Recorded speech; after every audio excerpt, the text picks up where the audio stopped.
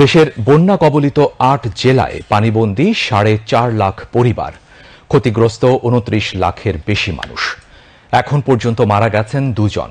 কোথাও কোথাও বিদ্যুৎ সংযোগ বিচ্ছিন্ন হয়ে পড়েছে সড়ক ও রেল যোগাযোগও। এছাড়া বন্ধ রয়েছে শিক্ষা প্রতিষ্ঠান।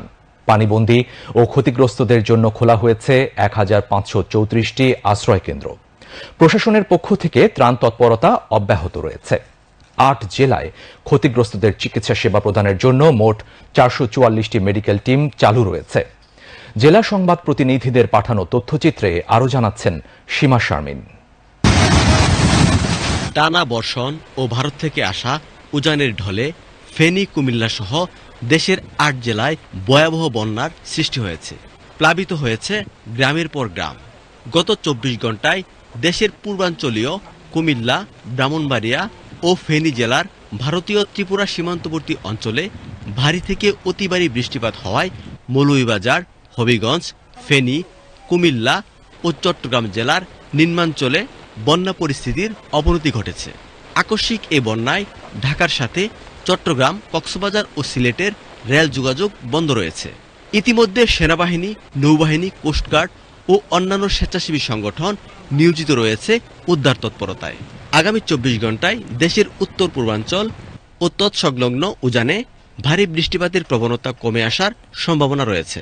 বন্যার্তদের সহায়তার জন্য নৌপরিবহন মন্ত্রণালয়ে খোলা হয়েছে নিয়ন্ত্রণ কক্ষ, যার নাম্বার ০২৫৫-১০০-৮০৪, মোবাইল নাম্বার ০১৭৫-৭০৭৮-২৪৯।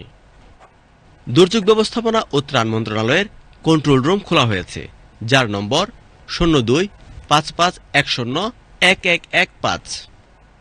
সেই সাথে পানি উন্নয়ন বোর্ডেরও কন্ট্রোল রুম খোলা হয়েছে, যার নম্বর ০১৭৬৫-৪০৫৫৭৬, ০১৫৫-৯৭২৮-১৫৮, ০১৬-৭৪৩৫-৬২০৮।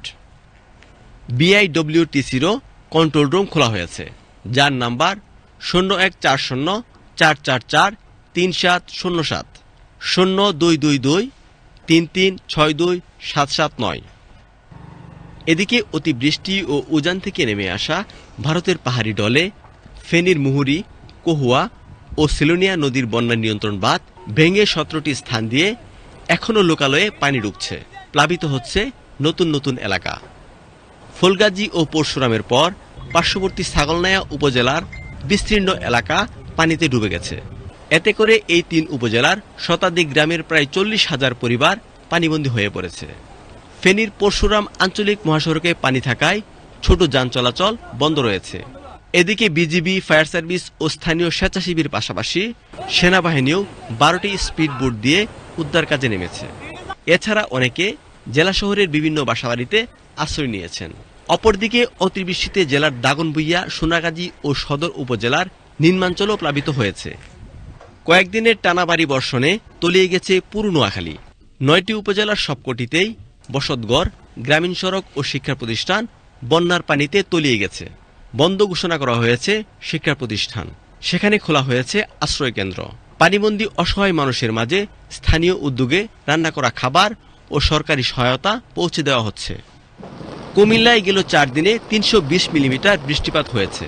ভারতের ত্রিপুরার গোমতী নদীর উৎপত্তিস্থলে ভারী বৃষ্টিপাত হওয়ায় গোমতী নদীর পানির প্রবাহ বেড়েছে। বিপদসীমার প্রায় ৪৫ সেন্টিমিটার উপর দিয়ে প্রবাহিত হচ্ছে গোমতীর পানি। প্রবল বর্ষণে কুমিল্লার গোমতী নদীর অংশের চরগুলো প্লাবিত হয়েছে। এতে শত শত বাড়িঘর পানির নিচে রয়েছে। বিপাকে পড়েছে হাজার হাজার মানুষ। পানি উন্নয়ন বোর্ড গোমতীর ২ তীরে নাজুক অবস্থায় থাকা স্থানগুলো মেরামতের কাজ করছে। এদিকে উজান থেকে নেমে আসা পাহাড়ি ঢলে রাঙামাটির সীমান্তবর্তী বাগাইছড়ি উপজেলার নিম্নাঞ্চল প্লাবিত হয়েছে। অনেক বাড়িঘর ডুবে গেছে। অনেকে আশ্রয় নিয়েছেন আশ্রয় কেন্দ্রে। পরিস্থিতি মোকাবেলায় কাজ করছে প্রশাসন। পানি বৃদ্ধি পাওয়ায় বাগাইছড়ি উপজেলা পরিষদে পানি প্রবেশ করেছে। কৃষি জমি, ফসল নষ্ট হয়েছে। গবাদি পশু নিয়ে বিপাকে পড়েছে বন্যা দুর্গতরা। টানা বর্ষণের কারণে পার্শ্ববর্তী খাগড়াছড়ি সাজেক সড়ক ডুবে যাওয়ায় কয়েকশো পর্যটক আটকা পড়েছে সেখানে। ২৪ ঘন্টার ব্যবধানে টানা বৃষ্টিপাত ও পাহাড়ি ঢলে আবারও খাগড়াছড়ির নিচু এলাকা প্লাবিত হয়েছে। গঞ্জপাড়া, অর্পণা চৌধুরী পাড়া সহ নিচু এলাকায় পানি উঠেছে। নিম্নাঞ্চলের বাড়িঘরে পানি ঢুকে পড়ায় মানুষ বিপাকে পড়েছে। জেলায় বন্যা কবলিত এলাকার ৩ শতাধিক পরিবার আশ্রয় কেন্দ্রে আশ্রয় নিয়েছেন। আমাদের শান্তিনগরে 2 মাসে 4 বার পানি, আর গত 24 ঘন্টায় 2 বার পানি উঠছে। মানে এরকম অবিশ্বাস্য বন্যা আগে কখনো দেখি নাই আমরা। গতকালকেই 2 তারিখ প্রথম হচ্ছে 2 তারিখ, পরে 18 তারিখে অলরেডি পানি উঠছে, আর এর মধ্যে আবার ঘুমতে ঘুরতে দেখতেছে আজকের মধ্যে পানি, আজকে 22 তারিখ। পরিস্থিতি খুব ভয়াবহ, আর আমরা সকাল দিকে মনে পানি বাড়তেছে, এখনো বাড়িবার সম্ভাবনা বেশি।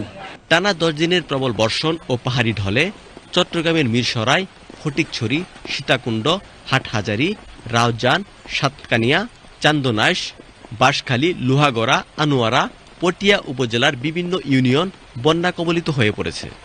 স্থানীয় কৃষি বিভাগ জানায় শত শত হেক্টর ফসলের জমি, কৃষিক্ষেত পানিতে নিমজ্জিত হয়ে গেছে।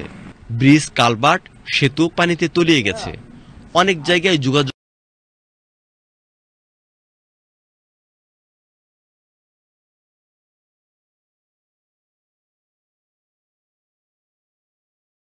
বিচ্ছিন্ন হয়ে গেছে। গত কয়েকদিনের বর্ষণে ও উজান থেকে নেমে আসা ঢলে নারায়ণগঞ্জের শীতলক্ষ্যা, দলেশ্বরী ও ব্রহ্মপুত্র সহ 6টি নদীর পানির ব্যাপক বৃদ্ধি পেয়েছে। শীতলক্ষ্যা নদীর পানি বিপদসীমার 8 সেন্টিমিটার উপর দিয়ে প্রবাহিত হচ্ছে। নদীর তীরবর্তী উঁচু এলাকা প্লাবিত হয়েছে। পার্শ্ববর্তী চরাঞ্চলের বাসিন্দাদের ঘরবাড়ি, সবজি ক্ষেত ও ফসলি জমি তলিয়ে গেছে। উজান থেকে নেমে আসা পাহাড়ি ঢলে বগুড়ার সব নদ নদীর পানি বৃদ্ধি অব্যাহত রয়েছে। পানি উন্নয়ন বোর্ড জানিয়েছে, গত 24 ঘন্টায় যমুনা নদীর পানি সারিয়াকান্দি পয়েন্টে অস্বাভাবিক হারে বেড়েছে। এদিকে পানি বৃদ্ধির সাথে সাথে যমুনা নদীর ভাঙন শুরু হয়েছে। ভাঙন রোধে কাজ করছে পানি উন্নয়ন বোর্ডের কয়েকটি ইউনিট। ইতিমধ্যে নদী ভাঙনে ক্ষতিগ্রস্তদের সহায়তার জন্য পর্যাপ্ত ত্রাণ বিতরণ করছে স্থানীয় প্রশাসন। Mahfuzur Rahman, desk report, Bangladesh television, Dhaka.